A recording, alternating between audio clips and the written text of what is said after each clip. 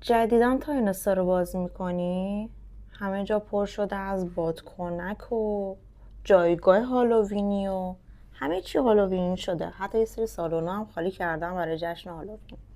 حالا هالووین چیه؟ میدونی هالووین چیه؟ من بهت بگم، تو هم نمیدونی. چند صد سال پیش 31 اکتبر رو می اومدن یه سری کارا انجام میدادن. اونم کیا؟ کجا؟ اولین بار توی ایرلند و اسکاتلند به وجود اومد. اونا معتقد بودن توی این روز یه مرزی، یه شکافی بین دنیای مرده ها و دنیای زنده ها به وجود میاد. بعد چی؟ اونا از ترسشون می اومدن یه سری لباسای شبیه مرده ها و عجیب غریب می پوشیدن، فکر میکردن با این کارشون مرده ها رو گمراه میکنن.